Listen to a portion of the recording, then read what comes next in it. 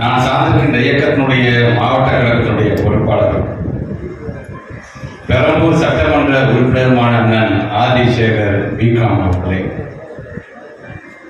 உரையாற்றிய அனைத்து சான்றோர் பெருமக்களுக்கும், எதிரே வந்திருக்கின்ற பெரியோர்களுக்கும், தாய்மார்களுக்கும், என்னுடைய பெருமதிப்பிற்குரிய ஆசிரியர் பெருமக்களுக்கும், என்னுடைய அன்பு மாணவ செல்வங்களுக்கும், பத்திரிகை துறை ஊடகத்துறை சார்ந்த நண்பர்களுக்கும் என்னுடைய வணக்கங்களை தெரிவித்து நான் மிக ஒரு பெருமை வாய்ந்த ஒரு நிகழ்வாக, குறிப்பாக ஏறத்தாழ 70 ஆண்டுகளுக்கு மேலாக கல்வி பணியில் தங்களை முழுமையாக ஈடுபட்டுக் கொண்டிருக்கின்ற இந்த கேசிஎஸ்ஐ சாதிக்கின்ற ஒவ்வொருவருக்கும் என்னுடைய பாராட்டுகளையும் வாழ்த்துக்களையும் இங்கே உரையாற்றியவர்கள் வரவேற்புரையாற்றியவர் சொன்னது போல, தந்தை பெரியார், பேரறிஞர் அண்ணா, முத்தமிழறிஞர் கலைஞர், இனமான பேராசிரியர் என்று பல பேர் கலந்து கொண்ட ஒரு பள்ளியில் இன்றைக்கு நாங்களும் கலந்து கொள்கிறோம் என்பதை என்னுடைய வாழ்நாள் பெருமையாக நான் கருதுகிறேன். அந்த பெருமையை எனக்கு ஏற்படுத்தி தந்த நம்முடைய தம்பி எபினேசர் அவர்களுக்கும், இந்த விழா கமிட்டியை சார்ந்திருக்கின்ற ஒவ்வொரு நல்ல உள்ளங்களுக்கும் என்னுடைய நன்றியை நான் தெரிவிக்கின்றேன். என்னதான் தமிழ்நாடு முழுவதும் 234 தொகுதிகளுக்கும் நான் சென்றிருக்கின்றேன். 234 தொகுதிகளிலும் பல்வேறு விதமான ஆய்வுகளை நான் துறை சார்ந்து செய்திருக்கிறேன் என்று சொன்னாலும், எனக்கு தெரிஞ்சு ஒரு பள்ளியில் எங்களுடைய திராவிட இயக்க தலைவர்களெல்லாம் கலந்து கொண்ட ஒரு பள்ளியில் நான் உரையாற்றுகிறேன் என்பது எனக்கு தெரிஞ்சு இதுதான் முதல் முறையாக இருக்கும் என்கின்ற குறிப்பாக பெண்கல்வியை பற்றி சொல்லும்போது தந்தை பெரியார் அவர்கள் சொல்றார், எப்படி ஒரு ஆணுக்கு கல்வி வழங்கப்படுகின்றதோ அதே போன்ற ஒரு சமத்துவமான கல்வி என்பது பெண்களுக்கும் வழங்கப்பட்டால்தான் இந்த நாடு உயரும் என்று 100 வருஷத்துக்கு முன்னாடியே சொன்னவர் தந்தை பெரியார். அவர் வந்த இடம் இன்னைக்கு பெண்களுக்கான பிரிவை தொடங்கி வைக்கின்ற இடத்தில் இன்றைக்கு இந்த திராவிட மாடல் அரசை நடத்தி கொண்டிருக்கின்ற நம்முடைய மாநில முதலமைச்சருடைய தரங்களில் ஒரு பள்ளிக்கல்வித்துறை அமைச்சராக கலந்து கொண்டது எனக்கான மிகப்பெரிய ஒரு பெருமையாக நான் பார்க்கின்றேன். உண்மைதான், பெண்கல்வி என்று வரும்பொழுது எதுவும் நாம மட்டும் சொல்லுது. இந்த ஒன்றிய அரசை எந்த விதத்தில் நம்மை பாராட்டுகிறது என்று சொன்னால், ஆராய்ச்சி படிப்பு என்று வரும்பொழுது யூஜி முடிச்சுட்டு பிஜி முடிச்சுட்டு பிஹெச்டி முடிக்கக்கூடிய மாணவிகள் அதிகம் இருக்கின்ற மாநிலம் இந்தியாவிலே எது அதிகம் என்று சொன்னால் தமிழ்நாடு தான் இருக்கின்ற பெயரை நான் பெற்றிருக்கேன். சும்மா சாதாரணமான படிக்க வச்சிடல, அவங்க ஈஸியான வந்துடல. எவரையும் இருக்கின்ற பெரியவர்களாக இருந்தாலும் சரி, மாணவ செல்வங்களாலும் சரி, மாணவ செல்வனுடைய பெற்றோர்கள் ஏதோ ஒரு பட்டதாரியாக இருந்திருக்கலாம். ஆனா இங்க உட்கார்ந்துருக்கவங்களுடைய பெற்றவங்க பார்த்தீங்கன்னா பட்டதாரியாக இருக்கிறது ரொம்ப அபூர்வம். அவனா பள்ளிக்கூடத்துக்கு செல்வதே அபூர்வம். 1953 பார்த்தீங்கன்னா மேம்படுத்தப்பட்ட ஆரம்ப கல்வி என்கின்ற பெயர் குலக்கல்வியை கொண்டு வந்தார்கள். அன்றைய எதிர்ப்பின் காரணமாக 1954 இந்த பள்ளிக்கூடம் வந்தபோது அதுக்கு நம்முடைய விருதுல காமராஜர் முதலமைச்சர் ஆகிட்டு அதெல்லாம் நமக்கு அந்த பிரச்சனை இல்லை. என்னதான் இயக்கத்தின் சார்பாக இன்றைக்கு நாங்கள் எல்லாம் முரண்பட்டு இருந்தாலும் திராவிட இயக்க கொள்கையை கையில் ஏந்தியவர் யார் என்று சொன்னால் பெருந்தலைவர் காமராஜர் என்பது என்னைக்குமே நாங்கள் பெருமை எடுத்து சொல்லுவோம். அப்படிப்பட்ட காலகட்டத்தில் தான் பெண் பிள்ளைகள் அதிகமாக படிக்க வேண்டும் என்று ஆசை. ஒரு பையன் படிச்சா குடும்பம் நல்லா இருக்கும், ஒரு பெண் படித்தார் என்று சொன்னால் ஒட்டுமொத்த சமுதாயமே சிறந்த சமுதாயமாக விளங்கும் என்பதை உணர்ந்த காரணத்தினால்தான் தமிழ்நாட்டுடைய முதலமைச்சரை பல விதத்திலையும் பார்த்தீங்கன்னா நான் முதல்வன் திட்டமாக இருந்தாலும் சரி, புதுமை பெண் திட்டமாக இருந்தாலும் சரி, தமிழ் புதுவன் திட்டமாக இருந்தாலும் காலை உணவு என்று வரும்பொழுது கல்வி சார்ந்த அனைத்து விதத்தில் எப்படியாச்சும் ஸ்கூல்ல வந்துருக்கு. நீங்க உங்களை என்னோட டீச்சர்ஸ் பார்த்துப்பாங்க, அவங்களை படிக்க வச்சு அடுத்த கட்டத்தில் அனுப்பி வைப்பார்கள். அதுக்கு நீங்க ஸ்கூல் வளாகத்திற்குள் வர வேண்டும் என்று ஆசைப்படக்கூடிய ஒரு முதலமைச்சர். இன்னைக்கு பெண்கள் சாதனை புரிகிறார் என்று சொன்னால் அதில் அதிகம் கவனம் செலுத்தக்கூடியவர். ஏன் 2 நாட்களுக்கு முன்பு திருச்சி மாவட்டத்துக்கு வந்தார். அங்க இருக்கிற ஒரு ஆதிராவிடர் பள்ளியில் படித்த ரோகிணி என்கின்ற பெண் கிளாட் முடிச்சுட்டு நாக்பூரை சாதனை ஒரு லா யூனிவர்சிட்டியில் அந்த குழந்தைக்கு இடம் கிடைச்சிருக்கு. அங்க பல நிகழ்ச்சிக்கு அவர் வண்டியில போயிட்டே இருக்கும்பொழுது நம்முடைய ஆசிரியர் பெருமக்களும் நண்பர்களும் அந்த பெண் நின்று கொண்டிருக்கிறார்.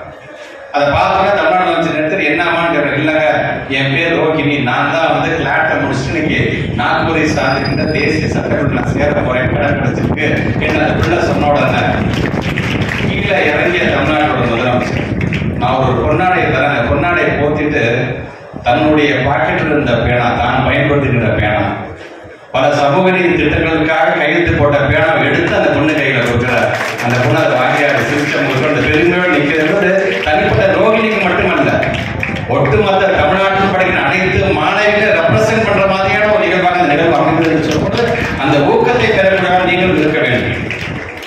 வருகை தந்திருக்கின்ற பெற்றோர்களுக்கு நான் வைக்கின்ற வேண்டுகோள் ஒன்னே ஒன்றுதான், நம்மளுடைய பிள்ளைகளையும் மற்ற பிள்ளைகளோட தயவு செஞ்சு கம்பேர் பண்ணி பார்க்காதீங்க. நம்முடைய பிள்ளைகளுக்கு ஒரு தனி திறமை இருக்கின்றது. அந்த திறமையை கண்டறிய வேண்டியது என்பது பெற்றவர்களுக்கும் நம்முடைய ஆசிரியர் பெருமக்களுக்கான ஒரு கூட்டு பொறுப்பாக நான் பார்க்கின்றேன்.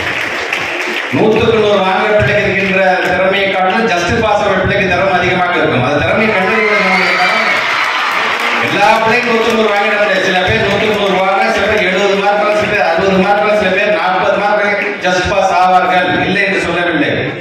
ஆனா அந்த பிள்ளைகளுக்கு ஒரு திறமை இருக்கு பாத்தியா, நல்லா வரைய தெரியும், அந்த பிள்ளைக்கு நல்லா பேச தெரியும், நல்லா டான்ஸ் ஆட தெரியும், நல்ல கவிதைகள் தெரியும். எல்லா விதத்தையும் அந்த பிள்ளைகளை ஊக்கப்படுத்தும். வாங்குற மதிப்பெண்கள் மட்டுமே மதிப்பீடு செய்யாது, அதோட பிள்ளைகளுடைய தனி திறமையெல்லாம் மதிப்பீடு செய்ய முடியும் என்று சொன்னவர் தமிழ்நாட்டுடைய முதலமைச்சர். அதனாலதான் 40 மார்க் வாங்கினா சரி, 100 வாங்கினா சரி, எல்லா பிள்ளைகளுக்கும் ஒரு நாற்காலியை தர வேண்டியது ஒரு அரசாங்கத்துடைய கடமை என்று சொன்னவர் தமிழ்நாட்டுடைய முதலமைச்சர். ஆனால் பிள்ளைகளை பொறுத்தவரை நீங்களும் நம்முடைய பெற்றவங்களுடைய கஷ்டத்தை உணர்ந்து பொறுப்புள்ள பிள்ளைகளாக நீங்கள் படிப்பில் கவனம் செலுத்த வேண்டும். கண்டிப்பாக நீ சேர்த்து நம்பிக்கை இருக்குதுன்னா வரும்போது கேட்டேன், 10th 98% கொடுக்குறோம் சார், 12th 99% உழைச்சிங்கன்னா 100% ரிசல்ட் கொடுக்கக்கூடிய பள்ளிக்கூடமாக இது மாறும். உங்க கையில் தான் இருக்கின்றது. இந்த வயசு என்பது படிப்பில் மட்டும் கவனம் செலுத்த வேண்டிய வயசு. அதனாலதான் தமிழ்நாட்டு முதலமைச்சர் சொல்லும்போது படியுங்கள் படியுங்கள் படியுங்கள், படிப்புக்கு தடையாக எது வந்தாலும் அதை நான் பார்த்துக் கொள்கிறேன் சொல்றாரு. பாத்தீங்களா தமிழ்நாட்டுடைய முதலமைச்சர், உங்களுக்கு இருக்கின்ற நம்பிக்கை. அதை உணர்ந்து நல்ல பிள்ளைகளாக நீங்கள் படிப்பில் கவனம் செலுத்துங்க. இந்த பள்ளிக்கூடத்துடைய பெருமை நிலைநாட்டக்கூடிய மிகப்பெரிய பொறுப்பு உங்கள் ஒவ்வொருவருக்கும் இருக்கின்றது. ஒரு பள்ளிக்கூடம் வந்து வெறும் டீச்சர்ஸ் அண்ட் ஸ்டூடெண்ட்ஸோட முடிகிறது கிடையாது. இங்க இருக்கின்ற நான் டீச்சிங் ஸ்டாஃப், இங்கே கூட்டுறவங்களாக இருந்தாலும் சரி, கழிவறை சுத்தம் செய்யறாங்க, எல்லாம் சேர்ந்ததான் ஒரு பள்ளிக்கூடம் என்பதை மனதில் வைத்துக் கொள்ளுங்க. எல்லாத்தையும் மதிக்க கற்றுக்கோங்க. நம்மளோட வயசு மூத்தாலும் மதிக்க கற்றுக்கோங்க. செய்கின்ற தொழிலை பார்த்து நீங்க மதிப்பு செய்ய வேண்டிய அவசியம் இல்லை. நம்மளுடைய வயதில் மூத்தவர்களா அந்த பண்பு நலன்களை சொல்லித் தரக்கூடிய பள்ளிக்கூடமாக இது இருக்க வேண்டும். அது இருக்கும் என்ற நம்பிக்கை எனக்கு இருக்கின்றது. ஏனென்றால் அவர் சொன்ன மாதிரி 12/12/1967 அன்றைக்கு முதலமைச்சராக இருந்த பேருக்கு அண்ணா கலந்து கொண்டு என்ன உரையாற்றினா நான் படிச்ச வேண்டிய ஒரு வாய்ப்பு எனக்கு கிடைத்தது. அன்றைக்கும் பார்த்தீங்கன்னா மொழி திணிப்பை பற்றி சொல்லியிருக்கிறார். படிப்பு என்பது வேறு, திணிப்பு என்பது வேறு. இந்த இந்தியனை படிச்சாதான் நீ வாழ முடியும் என்று சொன்னா அந்த இந்தியனுக்கு தேவையில்லை என்று அண்ணாவே 67 பேசி இன்னைக்கு அதுக்கான காரணம் இருக்குது பாருங்க. ஆக அதே மனதில் எத்தனை மொழி வேணா படிங்க, 3 மொழியில 10 மொழியில, ஏன் நம்ம அட்டவணை இருக்குது 22 மொழியும் படிக்கிறாங்க. வேணாம்னு சொன்னா அது கட்டாயப்படுத்தாது. That's difference between option and compulsion. Compulsion இது படிச்சுதான் ஆகணும்னு சொன்னா தயவுசெய்து ஏற்றுக்காதீங்க. நீங்க இன்றைக்கும் கர்நாடகா மாநிலத்தை சார்ந்து இந்த கம்பல்ஷனை கொண்டு வந்ததன் மூலமாக 90,000 பிள்ளைங்க இன்னைக்கு வந்து நீங்க அங்க தேர்ச்சி பெற முடியாத ஒரு நிலை அங்க ஏற்படுது. ஏன் நம்ம பிள்ளைங்க தேவைப்பட்ட எவ்வளவு படிச்சு போட்டோம். ஆனா பள்ளிக்கூடத்துல சார் நான் 100க்கு 100 மேத்ஸ்ல சார் நான் 98 சார் சயின்ஸ்ல சார், நான் பிசிக்ஸ்ல நான் வந்து 85 வாங்கியிருக்கேன் சார், ஆனா இந்த ஹிந்தியில நான் ஃபெயில் ஆயிட்டேன் சார், ஒட்டுமொத்தமா என்ன ஃபெயில்னு சொல்லி வீட்டில் உட்காந்துட்டாங்க சார். இது தேவையான நமக்கு. எங்களை பொறுத்தவரைக்கும் எங்களுடைய பிள்ளைகளை நாங்கள் ஒரு விஞ்ஞானியாக உருவாக்க வேண்டும், ஒரு பொறியாளராக உருவாக்க வேண்டும், ஒரு மருத்துவராக உருவாக்க வேண்டும் நாங்கள் பார்க்கிறோம். ஆனா அவங்க என்ன ஒரு மொழிபெயர்ப்பாளராக உருவாக்க வேண்டிய சார் கூகுள் ஆப் போதும் சார். எங்களுக்கு எந்த நாட்டுக்கு போனாலும் அந்த நாட்டை சார்களை என்ன பேசுறாங்க அடுத்த எங்களுக்கு அது சொல்லி தர போகுது. இதையே நான் மாங்க ஒரு வருஷம் நான் ஏன் படிக்க வேண்டும்? ஆக நம்மை பொறுத்தவரை நம்முடைய தாய்மொழி இருக்கின்றது, நம்மளுடைய ஒட்டுமொத்த இன்டர்நேஷனல் லாங்குவேஜ் ஆங்கிலம் இது போதுமானதாக இருக்கின்றது என்பதுதான் எடுத்து சொல்லிக்கிறோம். ஆக அதை முழுமையாக உள்வாங்கிக் கொள்ளுங்கள். தாய்மொழி பற்றி எப்படி நம்ம முக்கியம், அதே போன்று நீங்கள் படித்து விட்டு உயர்ந்த இடத்திற்கு செல்லும் பொழுது இன்றைக்குமே மறக்கக்கூடியது 2 மறக்கக்கூடாது 2 தான். ஒன்று நான் படித்த பள்ளிக்கூடம், மற்றொன்று நமக்கு பாடம் சொல்லியிருந்த ஆசிரியர்கள். 2 பேரும் தயவுசெய்து மறந்துடாது. எந்த இடத்திற்கு சென்றாலும் சரி, நான் படித்த பள்ளி இன்னைக்கு பேசும்போது ஐடென்டி என்ன சொன்னாங்க, ஏன் பெருமையோடு இங்கே நம்முடைய பிஎஸ்எஸ் சொன்னாங்க நாங்கள் படித்த பள்ளிக்கூடம். இதில் நான் பார்த்தேன், நான் கையெழுத்து போடுறது கூட பார்த்தேன். பல பெரிய பெரிய தலைவர்கள்லாம் படித்த ஒரு பள்ளிக்கூடமாக இந்த பள்ளிக்கூடம் இருக்கின்ற பொழுது அந்த பள்ளிக்கூடத்தை பெருமையை நிலைநாட்டுவது நம்முடைய கடமை. பள்ளிக்கூடத்தை விட்டு வெளியில போகும்போது 100 வாங்கின பொண்ணு போகுது பாருன்னு சொல்றது பெருமை கிடையாது. நல்ல பண்புள்ள பொண்ணு போகுது பாரு அப்படின்னு சொல்றதான் நீங்க உங்களுடைய ஆசிரியர் மக்கள் தரப்பு நல்ல ஆசிரியர் இல்லாத முடியும் என்ற விதத்தில் நல்ல விதத்தில் இந்த பள்ளிக்கூடம் இன்னும் பல நூற்றாண்டுகள் காலத்தில் செல்ல வேண்டும். குறிப்பாக இவ்வளவு கட்டடம் கட்டுவதற்கு உறுதுணையாக இந்த கமிட்டியை சார்ந்திருக்கின்ற ஒவ்வொரு நல்ல உள்ளங்களுக்கும் என்னுடைய நன்றிகளை நான் தெரிவிக்க கடமைப்படுத்துகின்றேன். தொடர்ந்து பணியாற்றுங்கள்.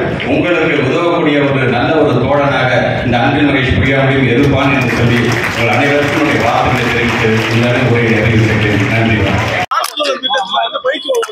மாணவர்கள் வந்து 100 பேருக்கு வந்து துண்டு கொடுத்துருக்காங்க. அது வந்து பள்ளி ஏதோ எந்த இடத்துல இன்னைக்கு நடந்திருக்கேன் தெரியல. நான் கேட்டு நான் சொல்றேங்க. நான் அது தெரிஞ்சுச்சுன்னா கண்டிப்பா ஆக்ஷன் எடுப்பேன். ஆமா, நேற்று கூட அங்கே பேசியிருக்கோம். நாங்கள் உங்களுக்கு நம்மளுடைய உச்சநீதிமன்றத்தில் நம்ம மூவ் பண்ணியிருக்கோம். இங்கே உயர்நீதிமன்றம் அதுக்கு விதமான ஒரு இதையும் சொல்லியிருக்கிறாங்க. அது சார்ந்து நாங்கள் ஒரு SLP மூவ் பண்ணலான்னு இருக்கோம். நாங்கள் பேஸ்ட் வந்து நம்ம ஒரு கால் எடுத்துறோம் கண்டிப்பாக. இப்போ கல்லூரி கட்டணத்திலோட யூகேஜி எல்கேஜி படிக்கக்கூடிய மாணவர்களோட கல்வி கட்டணம் அதிகமாக இருக்கு. தனியார் பள்ளியை பொறுத்த வரைக்கும் ஏற்கனவே சொல்லியிருக்கோமே, பேஸ்ட் அந்த ஃபீ கமிட்டி என்ன சொல்லுது அதுக்கு மீறி யாரும் அதிகமாக வாங்கக்கூடாது. வாங்கப்பட்டால் கண்டிப்பாக நடவடிக்கை எடுக்கப்படும் சொல்லியிருக்கோம். அதே மீறி ஏதாச்சும் இருந்தால் சொன்னால் கண்டிப்பாக நான்